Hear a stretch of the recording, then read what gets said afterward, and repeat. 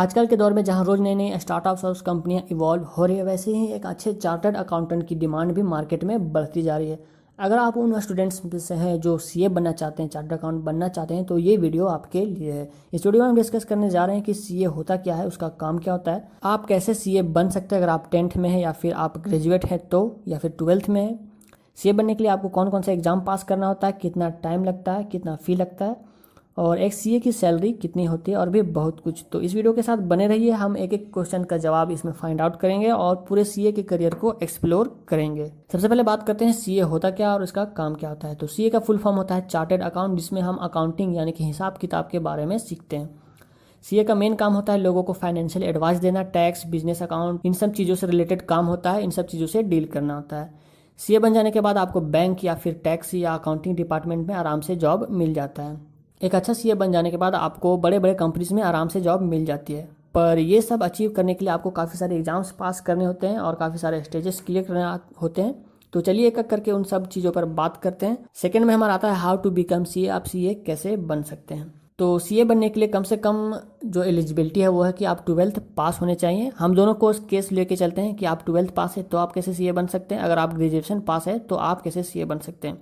तो आप 12th पास है, इसमें आपको कोई भी स्ट्रीम चलेगा, आप आर्ट्स के हैं, साइंस के हैं या कॉमर्स के हैं, तीनों स्ट्रीम्स में कोई भी सीए का एग्ज़ाम दे सकता है और सीए बन सकता है। और 12th में इसके कोई भी मार्क्स मिनिमम ज़रूरत नहीं है। अगर आप 12th सिर्फ पास है किसी भी स्ट्रीम से तो आप सीए का एग्ज़ाम दे सकते हैं, सीए बन सकते हैं। तो सबसे पहले बात करते हैं 12th के बाद। 12th के बाद सीए बनने के लिए आपको 4 लेवल से गुजरना पड़ता है। सीए फाउंडेशन जिसको बोलते हैं सीपीटी, सीए इंटरमीडिएट, आईपीसीसी, और उसके बाद आता है 3 ईयर आर्टिकलशिप जिसमें आपको ट्रेनिंग दी जाती है। उसके बाद आता है सीए फाइनल। तो ये 4 स्टेजेस से गुजर कर आप सीए का रास्ता तय करते हैं और आप सीए बनते हैं। अगर आप ग्रेजुएशन में फॉर एग्जांपल अभी ग्रेजुएट हैं या फिर पोस्ट ग्रेजुएट हैं तो आपको सीए फाउंडेशन देने की ज़रूरत नहीं पड़ती, आप सीधे सीए इंटरमीडिएट में का एग्ज़ाम दे सकते हैं, उसमें बैठ सकते हैं, उस एग्ज़ाम को दे सकते हैं। तो ये दोनों केसेस में हमने बात कर ली कि अगर आप 12th में या फिर ग्रेजुएशन में है तो आप कैसे सीए बन सकते हैं। तो एक एक करके हम एक एक लेवल पर डिटेल से बात करेंगे कि होता क्या है एक एक लेवल में। सबसे पहला लेवल हमारा आता है सीए फाउंडेशन जिसको बोलते हैं सीपीटी।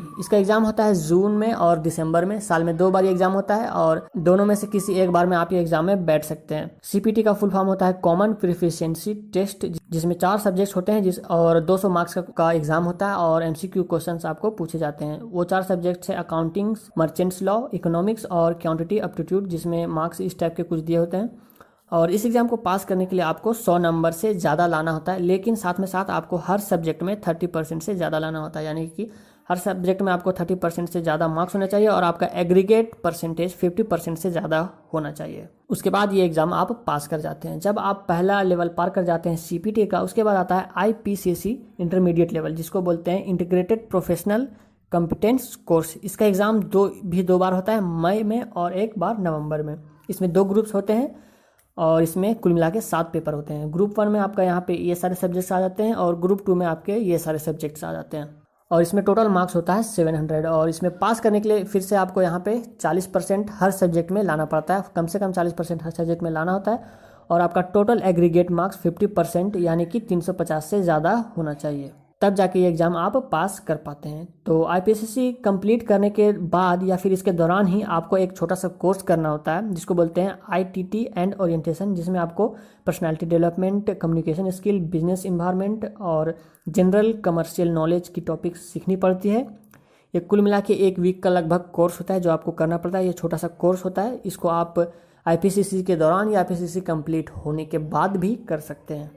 आईपीसीसी क्लियर कर देने के बाद हमारा सबसे इम्पॉर्टेंट और सबसे ज़रूरी, सबसे लंबा स्टेज आता है जिसको बोलते हैं आर्टिकलशिप, जो कि एक ट्रेनिंग कोर्स होता है। इसमें आपको क्या करना होता है कि एक एक्सपीरियंस सीए जो पहले से कोई सीए बन चुका है उसके अंडर आपको काम करना होता है। उसमें आपको सीखना पड़ता है कि सीए का काम क्या होता है और आपको अकाउंटेंसी हैंडल कैसे की जाती है, ये सब सारी चीज़ें सीखनी होती है। ये 3 साल आपको लग जाता है सीखने में। और जब आप आर्टिकलशिप के लास्ट 6 मंथ में होते हैं तो उसके दौरान आप सीए फाइनल के लिए बैठ सकते हैं, सीए फाइनल के एग्ज़ाम में बैठ सकते हैं। और इसमें भी आपके 2 ग्रुप्स होते हैं, इसमें 4 पेपर होते हैं। यहाँ पर भी आपको पास करने के लिए कम से कम 40% मार्क्स लाने होंगे और एग्रीगेट मार्क्स यानी कि टोटल मार्क पर 60% से ज़्यादा होने चाहिए, तब जाके आप सीए फाइनल कंप्लीट हो जाता है। उसके बाद आप ICAI यानी कि institute of chartered account in India में इनरोल करके सीए की उपाधि ले सकते हैं और आप सीए बन जाते हैं। अगर ये सारे स्टेजेस आप फर्स्ट अटेम्प्ट में क्लियर कर देते हैं, एक एक बार में क्लियर कर देते हैं, तो कुल मिला के आपको 4.5 साल का टाइम लग जाता है। कम से कम मिनिमम टाइम आपको 4.5 साल लग जाते हैं सीए फाइनल करने में। यह भी सीए के एग्जाम के स्टेजेस की बात। अब बात करते हैं फ़ी की और कोचिंग की, क्या आपको कोचिंग करना चाहिए और आपको फ़ी टोटल कितना लगता है। तो अगर आप अकेले सीए करते हैं बिना कोचिंग के, तो इस 4.5 से 5 साल के कोर्स में आपको टोटल खर्चा पड़ जाता है 50,000 आपको लग जाते हैं। और अगर आप कोचिंग ज्वाइन करते हैं, जो कि 99.9% स्टूडेंट करते हैं, क्योंकि ये काफ़ी टफ एग्ज़ाम होता है, इसको क्लियर करना उतना आसान नहीं होता है। तो अगर आप कोचिंग ज्वाइन करते हैं तो आपको पूरे कोर्स का लगभग आपको 1 से 2 लाख रुपए पड़ जाता है। ये डिपेंड करता है कि आप कहाँ पर रहते हैं और आपने कौन सी कोचिंग ज्वाइन की है। तो ये कुल मिला के टोटल आपका एक्सपेंस आ जाता है। लेकिन एक बात और है कि आपको 3 साल के आर्टिकलशिप ट्रेनिंग के दौरान आपको 1,000 से 10,000 तक की सैलरी मिलती रहती है, जो डिपेंड करता है कि आप कौन सी सिटी या किस फर्म के अंडर ट्रेनिंग ले रहे हैं। तो यहाँ से भी आपका थोड़ा मोड़ा फ़ी जो है मैनेज हो जाता है।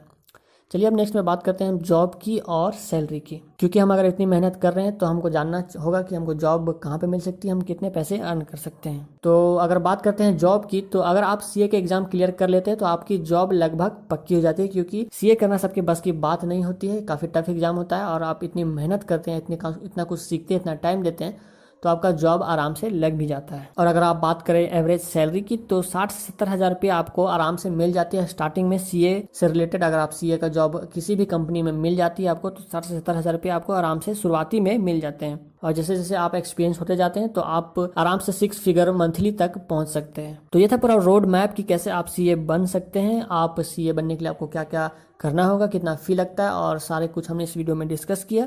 अगर आप भी सीए एस्पेरेंट्स हैं, आपको सीए बनना है, चार्टर्ड अकाउंटेंट बनना है, तो कमेंट में लिख के जरूर बताएं कि आपको क्यों बनना है और आपका क्या इंस्पिरेशन है। इससे आपको कॉन्फिडेंस बढ़ेगा और आपका कमिटमेंट बढ़ेगा सीए बनने की तरफ। और अंत में अगर ये वीडियो आपको अच्छी लगी तो इसे लाइक करें, शेयर करें अपने दोस्तों के साथ। फेसबुक व्हाट्सएप ग्रुप में ऐसी वीडियो में आगे लाते रहूँगा, तो मेरे चैनल को आप सब्सक्राइब कर सकते हैं। फिलहाल के लिए इतना ही फ्रेंड्स, मिलता हूँ अगली वीडियो में, तब तक के लिए बाय।